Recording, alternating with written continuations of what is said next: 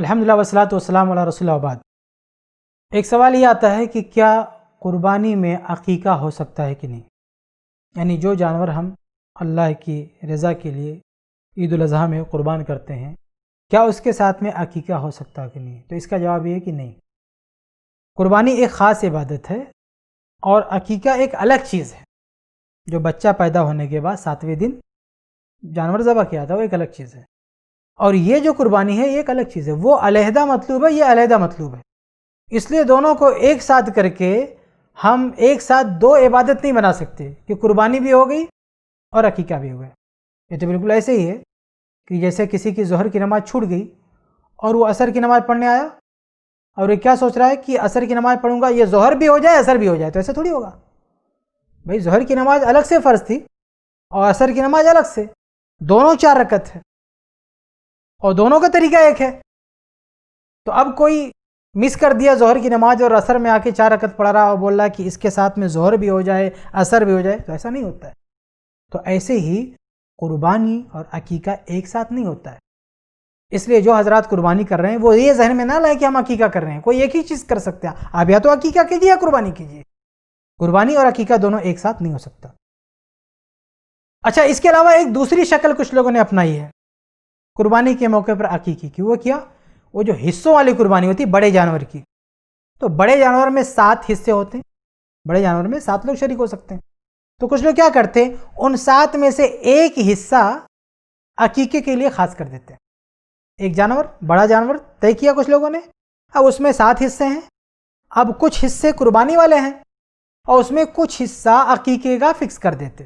یہ 7 لوگ ہیں تو 6 لوگ کیا ہے قربانی والے ہیں اور ایک حصہ کسی کے عقیقے کے لیے طے کر دیتے۔ یہ بھی غلط ہے، 2 اعتبار سے غلط ہے۔ ایک تو یہ کہ قربانی کے جانور میں بڑے جانور میں جو 7 حصے بتائے گئے ہیں وہ صرف قربانی کے لیے بتائے گئے ہیں، نہ کہ عقیقے کے لیے، اس لیے آپ اس میں عقیقہ نہیں ایڈ کر سکتے۔ دوسری وجہ یہ ہے کہ عقیقے میں بڑے جانور سے عقیقہ کرنا یہ ثابت ہی نہیں ہے بلکہ خلاف سنت ہے۔ تو جب بڑا جانور جو فل جانور، فل پورا مکمل جانور اگر عقیقے میں کیا جائے تو اسے عقیقہ نہیں ہوتا۔ بڑا جانور اگر عقیقے میں آپ ذبح کریں عقیقہ نہیں ہوگا، وہ آپ سے ثابت نہیں ہے، نہ صحابہ سے ثابت ہے۔ تو جب ایک مکمل جانور عقیقے میں ثابت نہیں ہے تو اس جانور کا ایک حصہ یہ عقیقے میں کیسے چل سکتا ہے؟ اچھا، یہاں پر میں آپ کے سامنے واضح کر دوں کہ کچھ لوگ ایسی روایتیں پیش کرتے ہیں جن میں یہ ملتا ہے کہ عقیقہ بڑے جانور سے کیا گیا، لیکن ایسی ساری روایتیں ضعیف مردود ہیں، کوئی ثابت نہیں ہے۔ مثال کے طور پر طبرانی کی ایک روایت ہے جلد 1 صفحہ 150، اس میں یہ ہے کہ آپ صلی اللہ علیہ وسلم سے نقل کیا گیا کہ آپ نے فرمایا کہ جس کے بچہ پیدا ہو وہ اونٹ گائے وغیرہ سے عقیقہ کر سکتا ہے، لیکن یہ روایت صحیح نہیں ہے بلکہ یہ جھوٹی روایت ہے، موضوع، من گھڑت، فیبریکیٹڈ ہے۔ کیوں؟ کیونکہ اس کی سند میں ایک راوی ہے مسعدہ ابن الیسع، یہ کذاب راوی ہے، جھوٹا راوی ہے۔ ایسے ہی ایک روایت انس بن مالک سے نقل کی جاتی ہے، یہ موقوف روایت ہے، یعنی مرفوع نہیں، موقوف روایت ہے۔ یہ المعجم الکبیر میں ہے جلد 1 صفحہ 244، اس میں قتادہ ہیں، ان کا عنعنہ ہے، اس لیے یہ روایت صحیح نہیں ہے۔ انس بن مالک کا اثر ایک اور کتاب میں ابن ابی شیبہ، مصنف ابن ابی شیبہ میں، اس میں ایک راوی ہیں حریث ابن السائب، ضعیف راوی ہیں، اس لیے یہ اثر بھی ثابت نہیں ہے۔ ایسے ہی ایک اور صحابی ہیں ابو بکرہ رضی اللہ عنہ، ان کے تعلق سے ایک روایت نقل کی جاتی ہے، امام ابن ابی دنیا کی کتاب میں ہے، تو اس میں یحییٰ بن میسرہ ایک راوی ہے، ضعیف راوی ہے، ان سے بھی ثابت نہیں ہے۔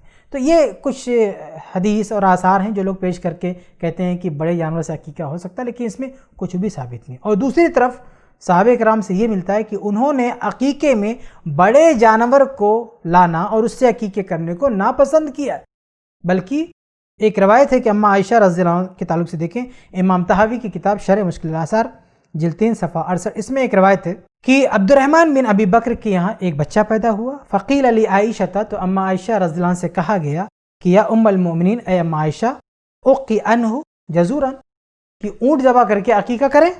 فقالت معاذ اللہ، تو اماں عائشہ نے کہا اللہ کی پناہ، ولیکن ما قال رسول اللہ صلی اللہ علیہ وسلم شاتانی مکافات، کہا نہیں یہ نہیں ہو سکتا، ہم اونٹ نہیں ذبح کر سکتے، بلکہ جو اللہ کے نبی نے کہا وہ ذبح کریں گے۔ اللہ کے نبی نے کہا 2 بکرا ذبح ہوگا، ہم 2 بکرا ذبح کریں گے لیکن اونٹ ذبح نہیں کریں گے۔ تو دیکھیں اماں عائشہ رضی اللہ عنہ نے سختی سے منع کیا، جب ان کے سامنے کہا گیا کہ عقیقے میں اونٹ یعنی بڑا جانور ذبح کریں گے تو سختی سے منع کیا، کہا نہیں یہ نہیں ہو سکتا۔ تو پتہ چلا کہ صحابہ کرام اس کو پسند نہیں کرتے تھے۔ ایسے ہی ایک اور روایت ہے مصنف عبد الرزاق میں جلد 4 صفحہ 328، اس میں حفصہ بنت عبد الرحمن بن ابی بکر ان کا واقعہ ہے کہ ان کے یہاں ایک لڑکا پیدا ہوا تو کچھ لوگوں نے ان سے کہا حلا عققتی جزوراً علی ابن کی، کہ جو بچہ پیدا ہوا ہے تو اونٹ ذبح کر دیا جائے عقیقے میں۔